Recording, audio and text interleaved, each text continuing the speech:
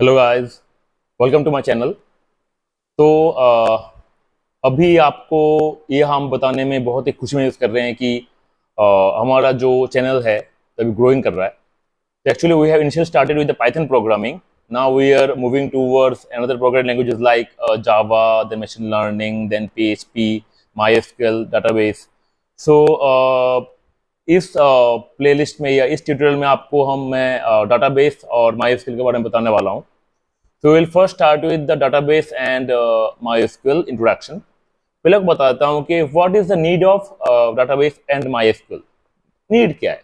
Normally क्या होता है कि आप देख सकते हो कि नॉर्मली क्या होता है कि अगर if you know Excel sheet, Microsoft Excel, if you put different columns over there, और आपने अगर चाहते हो कि बहुत सारे रिकॉर्ड उसमें रखो, जैसे लगा लो 5,000, 10,000 और 20,000, 1 lakh, 10 lakh data, it's fine. But the problem is जब आपने कोई स्पेसिफिक रीजन के लिए कोई डाटा को आप रिट्रीव करना होता है, तब माई एसक्यूएल माई एसक्यूएल नहीं, सॉरी, एम एस एक्सेल तब थोड़ी प्रॉब्लम क्रिएट करती है। It will take time, sometimes it breaks in between the coordination. तो इसलिए क्या हुआ है कि the market has emerged with different database softwares like Oracle, MySQL, then SQL Server, then you can say PostgreSQL. So बहुत सारे database software actually market में आए एक ही कारण के लिए, क्योंकि वो एक्सेल में जो प्रॉब्लम्स आ रही होती थी तो वो अभी वो वहाँ पे नहीं आ रही है और वो बहुत मिनिमाइज हो चुका है। तो इस ट्यूटोरियल में आपको बताने वाला हूँ अबाउट डाटाबेस का नीड एंड माईएसक्यूएल कैसे करते हैं, and what actually why actually MySQL very important in today's life. And if you know MySQL, then you will know another like database like Oracle or PostgreSQL or SQL Server, because these much like similar. There's some differences, कुछ differences है, but much like बहुत similar है बहुत सारे 80% जगह पे। So let's start with the database and MySQL introduction. So first objective. Objective क्या है? Need of database and tables with example. What database can do? Where to use database,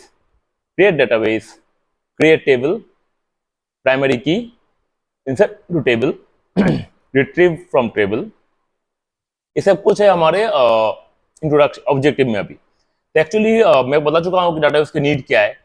तो normally Excel में जब हम जिस जगह पे हम डाटा डालते थे उसको हम बोलते हैं टेबल्स। तो माईएसक्यूएल में भी वो बेसिक टेबल सब कुछ बनाना होता है हमें। We have to create database first, then we have to create tables first. So that's how actually it really works on database. Where to use database, create table. तो actually मैं आपको छोटा सा एग्जांपल देता हूँ इसके बारे में। तो अभी अच्छा, अभी एक चीज आपको बता देता हूँ मैं, what actually really database and table works in practical oriented feature. छोटा एग्जांपल देखते हैं।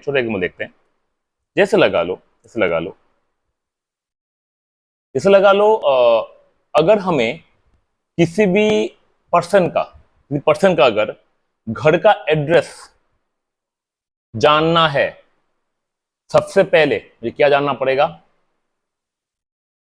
वो कौन से स्टेट में रहता है। चलो सब हमें पता है कि वो इंडिया का वो कोई जगह है।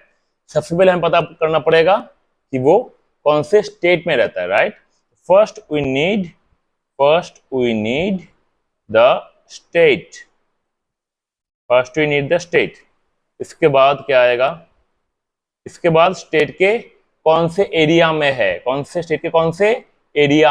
जैसे लगा लो मल्टीपल एरिया हो सकते हैं, जैसे लगा लो एरिया 1, एरिया 2, एरिया 3, ऐसा हो सकता है। ठीक है, तो अब उस एरिया में उस पर्सन का घर, ठीक है, उस एरिया में उस पर्सन का घर का एड्रेस वो है, वो एड्रेस हमें वहां से मिल सकता है। ठीक है, तो वो एड्रेस यहां से हमें मिल सकता है। तो एक्चुअली एक चीज हमें पता लग गया कि अगर पर्सन का एड्रेस मुझे जानना है, first I have to know the state. पहले मुझे स्टेट जानना पड़ेगा। Then I have to know the area, कौन से एरिया में रहता है वो। ठीक है, so suppose he resides in A1 area, तो A1 एरिया में रहता है वो, सेकंड स्टेप। इसके बाद आएगा वो उसका घर कहाँ पे है, वो उसका इंफॉर्मेशन जो है जो हमें मिल जाएगा। ठीक है, डाटाबेस उस हिसाब से काम करता है। मैं आपको दिखा देता हूँ। जैसे लगा लो, पहले अगर डाटाबेस क्या चीज है, पहले मुझे बनाना पड़ेगा एक, जैसे लगा लो अगर मुझे सपोज लगा लो कोई एक वैल्यू का इंफॉर्मेशन चाहिए, सबसे पहले मुझे पता होना चाहिए भाई डाटाबेस कौन सा है।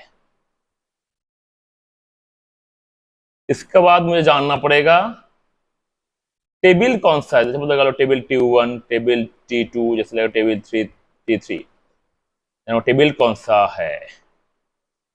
इसके बाद आएगा इंफॉर्मेशन जो भी है, what ever the info is, जो भी इन्फो है। तो सब लगा लो ये T2 का इन्फो है। ठीक है, तो हाँ, तो इसको ऐसे काम करते हैं। तो यहाँ पे एक चीज आप देख लो कि यहाँ पे स्टेट एंड डाटाबेस वो दोनों सेम चीज है, and area and table both are also same thing. ठीक है, सो एंड द पर्सन का जो एड्रेस है और वो इन्फो बहुत सेम चीज है। तो यहाँ से एक चीज पता लग गया कि अगर कोई पर्सन का मुझे एड्रेस जानना है, first I have to know the state name. इसके बाद मुझे यहाँ पे आ रहा है फर्स्ट स्टेट आएगा, फिर एरिया आएगा, फिर आएगा पर्सन का एड्रेस। सेम हिसाब से कोई इन्फॉर्मेशन चाहिए मुझे, फर्स्ट मुझे डाटाबेस चाहिए, फिर टेबल चाहिए, फिर वो इन्फो मुझे मिल सकता है। तो वो सिमिलर हिसाब से वो रिलेटेड है। ठीक है, तो वही चीज़ है मैं आपको जो अभी बता रहा था कि वो ये वही चीज़ है जिससे नॉर्मली डाटाबेस और टेबल काम करती है। ठीक है, तो इसलिए हमें डाटाबेस पहले बनाना पड़ेगा, फिर हमें टेबल बनाना पड़ेगा। प्राइमरी की क्या है वो हम बताएंगे। ठीक है, फिर डाटा को इंसर्ट करना पड़ेगा, डाटा को रिट्रीव करना पड़ेगा। वो सारे, इंसर्ट मतलब डाटा को पुट करना है, रिट्रीव मतलब वो हमें बाहर निकालना है। ठीक है, तो ये सब कुछ हम करने वाले हैं। तो let's check with the next slide what SQL can do. ये तो क्या कर सकते हैं देखते हैं।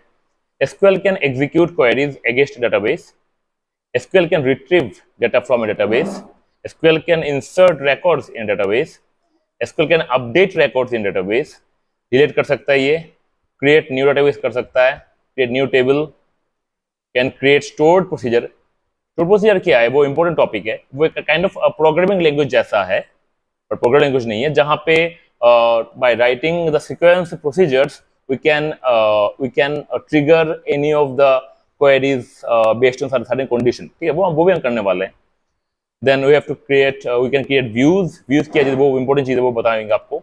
Permissions, we can set permissions also for tables, procedures and views। ये सब कुछ SQL में है that we can do, वो आगे हम देखने वाले हैं।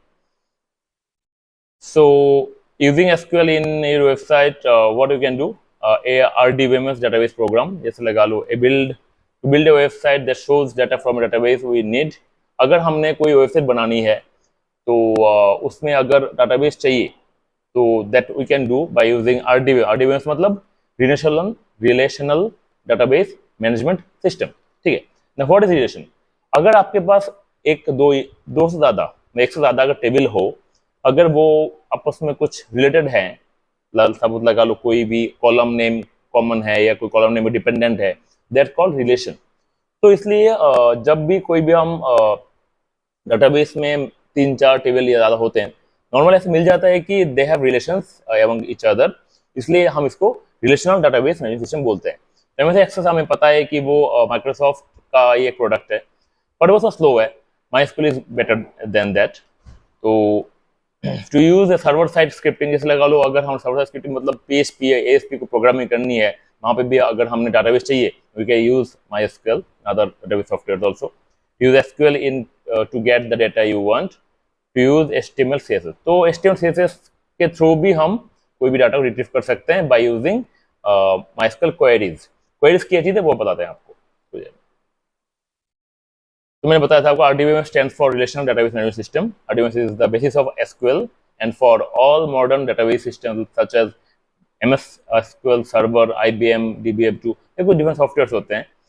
The data in RDBMS is stored in database objects called tables, जो मैंने बताया था आपको। मतलब रिलेशन कुछ भी हो, आपको फर्स्ट आपको बनाना पड़ेगा डाटाबेस, फिर आपका आएगा टेबल, फिर उसमें आएंगे सारे आपके वैल्यूज। ठीक है, table is collection of related data entries and it consist of columns and rows. What is SQL? Important चीज, SQL stand for structured query language. अब व्हाट इज क्वेरी लैंग्वेज, मतलब देखो आप, अगर आपने डाटाबेस से कुछ रिट्रीव करना है, नीड्स सम सिंटैक्स, ठीक है, यहाँ पे हम इसको क्वेरी लैंग्वेज बोलते हैं। मतलब you have some query by which you can get any data from any table और डाटाबेस, ठीक है। SQL lets you access and manipulate data. तो एसक्यूएल आपको डाटाबेस को एक्सेस मैनिपुलेट करने को मतलब कर सकते हैं, मतलब you can store data, you can retrieve data, you can change data, you can update data, वो है मैनिपुलेशन है। एक्सेस मतलब टू रिट्रीव द डेटा, ठीक। एसक्यूएल इज ANSI मतलब अमेरिकन नेशनल स्टैंडर्ड्स इंस्टीट्यूट। मतलब इसको क्या होता है कि नॉर्मली यूनिवर्स में, वर्ल्ड में एक क्या होता है कि आप स्टैंडर्ड फॉलो करना पड़ता है कि जिसके थ्रू आप कोई डाटा रिट्रीव या अपडेट या डिलीट या मैनिपुलेट कर सकते हो। That SQL comes under that standard. तो पहले हम पहले देख लेते हैं how to really create a database, ठीक है। मैं बताया था आपको, पहले हम डाटाबेस बनाना पड़ता है, फिर आता है हमारा टेबल, फिर आपने डाटा इंसर्ट करनी है, then you can do retrieve. तो क्रिएट डाटाबेस क्वेरी क्या करना पड़ेगा हमें पहले, first you have to create database। create database statement is used to create a database। क्या करती है, पहले आप create कीवर्ड चाहिए, there's another keyword, they both are keywords, okay, keywords। create और database आपके यहाँ पे दोनों keywords हैं, ठीक है। where आपको database का नाम देना पड़ता है, then that आपके ऊपर है, जो भी आप कोई नाम देना चाहो। तो इसके बाद आता है हमारा एग्जाम्पल कि जैसे हम create database लिख दिया, क्रिएट डाटाबेस, देन डाटाबेस नाम में MyDB दे दिया, MyDB, ठीक है। तो इसका आपका डाटाबेस क्रिएट हो जाएगा। आपको इसे बता दूं कि ये सारे क्वेरीज ये स्लाइड खत्म होने के बाद प्रैक्टिकली आपको दिखाया जाएगा इसके स्लाइड के एंड में। You must wait to see the practical example of this queries. Really वैसे ये कैसे काम करते हैं वो आपको बाद में दिखाया जाएगा। First concentrate on the queries and on slide, then आपको मैं एंड में इसके दिखाता हूँ इसका एग्जाम्पल रियली प्रैक्टिकल कैसे काम करते हैं इसमें, ठीक है। तो अभी देखते हैं how to create table. Database बन गया, अब टेबल बनेगा।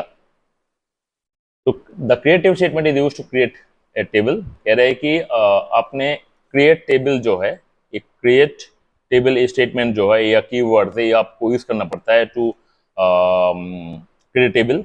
अब टेबल नेम डाल दोगे, फिर अब कॉलम नेम आएगा, कॉलम नेम यहाँ पे एक कॉलम नेम आ गया, देन आपका यहाँ पे डाटा टाइप आएगा, साइज आएगा, ठीक है। अगर आपके पास 10 ऐसे कॉलम नेम्स है तो 10 कॉलम नेम डाल दोगे आप। डाटा टाइप क्या है वो हम देखने वाले थोड़ी देर में, देखो आप। तो data type parameter specifies what type of data the column can hold. जैसे क्या क्या है, worker, integer, decimal data. Worker मतलब वो डेटा जो स्ट्रिंग टाइप का होता है, स्ट्रिंग मतलब कैरेक्टर टाइप का होता है और कैरेक्टर्स। एंड इंटीजर मतलब पता है आपको, इंटीजर मतलब विदाउट डेसिमल पॉइंट। डेसिमल मतलब जस्ट जिसमें इंटीजर और विद डेसिमल पॉइंट रहता है, मतलब डेसिमल पॉइंट जहाँ पे होगा। डेट पता है, और भी बहुत सारे हैं, वो हम आगे एग्जाम्पल में देखने वाले हैं। अभी अभी तक के लिए इतना ही काफी हमारे लिए। एंड साइज, साइज मतलब अब maximum length of the column, ठीक है, वो आप कितना लेते हो वो आपका साइज में आ जाता है। तो that's all for that create table statement. एक चीज बता दूं आपको, जो आखिरी वाला लाइन होता है ना, उसमें कभी भी कॉमा नहीं होता। कॉमा आपका स्टार्टिंग में जितने जैसे देख लो यहाँ पे क्रिएट टेबल, टेबल नेम अपने ब्रैकेट डाल दिया, फिर कॉलम नेम 1 डाटा टाइप दे दिया और साइज दे दिया, फिर दूसरा दे दिया, साथ में कॉमास भी यहाँ पे कॉमास भी आ गए। तो जो एंड वाला होगा लाइन, उसमें मतलब इस ब्रैकेट को क्लोजिंग से पहले जो लास्ट लाइन होगा यहाँ पे कोई कॉमा नहीं होगा, there will be no comma, ठीक है। तो बढ़ते हैं आगे, एग्जाम्पल देखते हैं इसका एक। अब देखो, जैसे मैंने यहाँ पे टेबल बनाया, क्रिएट टेबल कस्टमर्स, ठीक है जी। कस्टमर आईडी, डाटा टाइप ये आपका कॉलम नेम हो गया, इन डाटा टाइप हो गया, size 255, not null. Not null एक कॉन्स्ट्रेंट, कॉन्स्ट्रेंट मतलब कॉन्स्ट्रेंट, ये क्या होता है कि ये कुछ रूल फॉलो करना पड़ता है आपके कॉलम नेम के लिए कि ये वैल्यू कभी भी नल नहीं, मतलब नल नहीं हो सकता, नॉट नल मतलब ये ब्लैंक नहीं हो सकता। Always you have to put some values inside the customer ID column. Then customer name second column, then varchar बता आपको कैरेक्टर, देन साइज दे दिया, कॉमा है, contact number varchar, then size, address varchar size, city varchar size, postal code varchar size, country varchar size. आखिरी line क्या है, primary की, जो मैंने आपको पिछले सेंटेंस में नहीं बताया था। You can add this primary की। प्राइमरी की क्या चीज होता है कि वो ऐसा कोई एक कॉलम होता है जिसको यूज करके आपने कोई भी रोज को, फिर से सुन लो, प्राइमरी की वो चीज है कि ये ऐसा एक कॉलम नेम होता है जिसको यूज करके आप कोई भी रोज को उस टेबल में यूनिकली आइडेंटिफाई कर सकते हो। क्या मतलब इसका? जैसे लगा लो कस्टमर आईडी अगर यूनिक होता है, तो जैसे लगा कस्टमर जैसे 1 2 3 4 है, मुझे पता है कि इनका डुप्लीकेट वैल्यू है नहीं, तो अगर मैं जानना चाहता हूँ कि भाई हाँ 2 नंबर कस्टमर का मुझे मुझे सिटी बताओ, तो आराम से मुझे पता 2 नंबर कस्टमर और कोई है नहीं, सिंगल वो एक ही लौता है, एक ही सिंपल रो है। तो उस 2 नंबर के कस्टमर से मैंने उसका सारा डिटेल्स निकाल लिया, सिटी क्या है, एड्रेस क्या है, मतलब वो यूनिकली आइडेंटिफाई हो गया कि भाई हाँ 2 नंबर कस्टमर जो है सब कुछ मेरे पास है। इसके लिए कोई भी रो को यूनिकली आइडेंटिफाई करने के लिए I must have that primary key as a that value which should be unique key. Primary से यूनिक की से मैं इसको लेके आ रहा हूँ, ठीक है। तो प्राइमरी की वो वैल्यू है जिसको यूज करके मैं कोई भी रोज को यूनिकली आइडेंटिफाई कर सकता हूँ, ठीक है। तो मैं बता रहा एग्जाम्पल आपको, तो इसको हम एग्जाम्पल में देखेंगे, तो अभी थोड़ा और आगे देखते हैं। नाउ आपका टेबल बन गया, now we have to put some values inside the table. क्या करोगे आप इसमें? इंसर्ट इनटू स्टेटमेंट चाहिए आपको, ठीक है। The insert into statement is used to insert new records in a table. क्या कर रही है? इंसर्ट इनटू स्टेटमेंट काम करता है ये new records in a table. तो रूल देख लेते हैं, क्या क्या रूल है आपका। इंसर्ट देन इनटू, ये दोनों कीवर्ड्स है, टेबल नेम आपका आएगा, देन आप जिस कॉलम के अंदर वैल्यू डालना चाहते हो वो कॉलम नेम्स आएंगे, और वैल्यू अनदर कीवर्ड है, ये वैल्यूज कीवर्ड, ये insert keyword then into keywords है। टेबल नाम आपने दे दिया, कॉलम नेम दे दिया आपने। वैल्यूज के अगेंस्ट अभी वैल्यू जो है वो क्या होता है कि आपका ये कॉलम के अगेंस्ट ये वैल्यू आएगा और इस कॉलम के अगेंस्ट ये वैल्यू आएगा, ठीक है। मतलब आपने इंसर्ट इनटू क्वेरी ऐसा लिखना है, insert into table name column name आप जितने मर्जी डाल दो, तो याद रखना है कि आपका जो प्राइमरी की है that should not be blank, ठीक है। तो आप जितने मर्जी कॉलम डाल दो वो सारे फिलअप हो जाएंगे। अगर कोई भी कॉलम नॉट नल हो, ठीक है, मतलब अपने कोई ऐसा कॉलम हो जो नल वैल्यू नहीं ले सकता, पर आपने यहाँ पे उस कॉलम को अपने यहाँ पे इंक्लूड नहीं किया, तो क्या होगा? तो वो डाटाबेस एरर दे देगी। फिर समझो क्या क्या कह रहा हूं मैं। अगर आप कोई भी कॉलम, जैसे कॉलम 3 है, वो जैसे लगा लो कॉलम 3 में कॉलम 3 का जो वैल्यू है वो नॉट नल आपने सेट किया हुआ है, वैल्यूज में आपने इस वैल्यू नहीं दिया, ठीक है, तो क्या हो जाएगा? नल आ जाएगा, इसलिए वो डाटाबेस एरर दे देगा। मतलब जो जो फील्ड्स आपका नॉट नल है उनको उन पे आपने कोई ना कोई वैल्यू मिनिमम डालना पड़ेगा, ठीक है जी। वो है इंसर्ट इनटू का यहाँ पे फंडा। तो मैंने बता दे सिंटेक्स। तो अगर आपने मल्टीपल वैल्यूज डालने हैं तो क्या करोगे आप? मल्टीपल रोज डालने हैं, जैसे लगा लो यहाँ पे एक कॉलम एक टेबल के लिए एक रोज पूरा आ गया। इसमें क्या, जैसे लगा लो मैंने यहाँ पे सेम इंसर्ट इनटू टेबल में मैंने यहाँ पे 2 कॉलम के अगेंस्ट मैंने वैल्यूज के अंदर ये एक रो, दैट फर्स्ट रो और ये मेरा सेकंड रो, ठीक है। तो ये क्या हो रहा है कि वो ऐसे आप रो बढ़ा सकते हो धीरे धीरे। तो याद रखना है कि जो आखिरी वाला जो वैल्यू होगा, आखिरी वाला जो रो होगा उसमें कोई कॉमा नहीं होगा। कॉमा नहीं है ना, तो यहाँ पे देखो कॉमा है एक, ठीक है। आखिरी वाले इसमें कोई कॉमा नहीं होगा, वो आपको याद रखना है, ठीक है।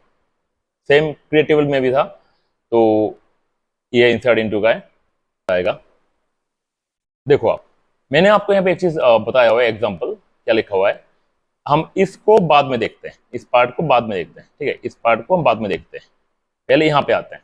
क्या लिखा हुआ? Insert into customers, column name, customer name, contact number, address, city, postal code, country आ गया, ठीक है जी। देन वैल्यूज के अंदर क्या आ गया? वैल्यूज जैसे यहाँ पे पार्थो लिख दिया, फिर इससे कॉन्टैक्ट नंबर आ गया, फिर एड्रेस आ गया, सर मैच है ना वो सारे। उसे देखो आप, इसका ये वाला है, इसके कॉन्टैक्ट नंबर का ये वाला है, देन एड्रेस का ये वाला है, देन जैसे सिटी का ये वाला है, पोस्टल कोड का ये वाला है, देन कंट्री का जो है वो इंडिया आ गया, ठीक है जी। तो इस हिसाब से वो जितने आपने कॉलम डाले हुए हैं उस हिसाब से मेरे वैल्यूज उस हिसाब से उतने आ रहे हैं। यहाँ जैसे मैंने यहाँ पे 1 2 3 5 वैल्यू डाल दिया, तो उस हिसाब से वो क्वेरी एग्जीक्यूट हो जाएगी, ठीक है। अब आते हैं यहाँ वाला value, without enable auto increment option multiple data will not be inserted. बात इस बात का मतलब क्या है, सुनो समझते हैं। आप यहाँ ढंग से देखोगे, यहाँ पे इंसर्ट टेबल में कोई प्राइमरी की है क्या? नहीं है ना। तो प्राइमरी की क्या चीज है जिसमें आपका वैल्यू नल नहीं हो सकता या वो डुप्लीकेट वैल्यू नहीं ले सकता?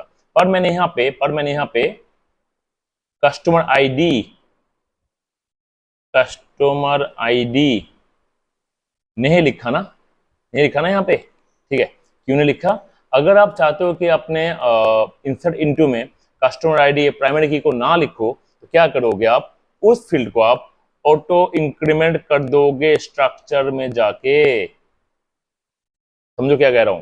अगर आप चाहते हो इंसर्ट इनटू क्वेरीज में अपने कस्टमर आईडी को अपने इंसर्ट नहीं करना है, तो अगर आप चाहते हो कि ऑटोमेटिकली वो इंसर्ट हो जाए, then you have to enable the auto increment option in the structure। मैं अब वो आपको दिखा दूंगा how to enable auto increment option in the MySQL structure, ठीक है। तो इस हिसाब से क्या होगा कि जब भी आप यहाँ 5 यहाँ पे रोज एंटर कर रहे हो, ऑटोमेटिक कस्टमर आईडी 1 2 3 4 5 बन जाएगा। हम वो एग्जाम्पल में देख लेंगे, ठीक है जी। तो ये है हमारा इंसर्ट इनटू स्टेटमेंट। आप देख लो जो आखिरी वाला जो रो है इसमें कोई कॉमा नहीं है ना,